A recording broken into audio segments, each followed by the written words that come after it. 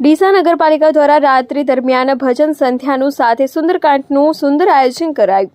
અયોધ્યામાં ભગવાન શ્રી રામ મંદિરની પ્રાણ પ્રતિષ્ઠા મહોત્સવને લઈ સમગ્ર ભારત દેશમાં ભક્તિમય માહોલ ઊભો થયો છે, ત્યારે ડીસા શહેરમાં પણ ઠેર ઠેર ધાર્મિક કાર્યક્રમોનું આયોજન કરવામાં આવ્યું હતું। ત્યારે ડીસા નગરપાલિકાના પ્રમુખ સંગીતાબેન દવે સહિત ચૂંટાયેલા સભ્યો અને પાલિકાના કર્મચારીઓ દ્વારા પાલિકાના પ્રાંગણમાં 21 તારીખે રાત્રિ દરમિયાન ભજન સંધ્યા સાથે સુંદરકાંડનું સુંદર આયોજન કરવામાં આવ્યું હતું, જેમાં મોટી સંખ્યામાં શહેરીજનો ઉપસ્થિત રહીને સુંદરકાંડ પાઠ કરી ભજન કીર્તન કરી ભગવાન શ્રી રામની ભક્તિમાં લીન થયા હતા।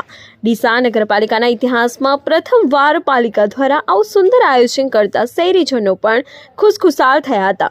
પાલિકા દ્વારા શહેરમાં હિન્દુ સમાજની શોભાયાત્રા દરમિયાન પણ સ્વચ્છતા અભિયાન સાથે શહેરમાં ઠેર ઠેર ભગવાન શ્રી રામના કટઆઉટ મૂકીને સાથે ભવ્ય રામ ગેટ ઊભા કરવામાં આવ્યા હતા। ડીસા શહેરમાં 22 જાન્યુઆરીના ભગવાન શ્રી રામ મંદિરની પ્રાણ પ્રતિષ્ઠાના ધાર્મિક પ્રસંગે શહેરીજનોને ભક્તિમય માહોલ ઊભો થાય તેવું સુંદર આયોજન પાલિકા દ્વારા કરવામાં આવ્યું હતું।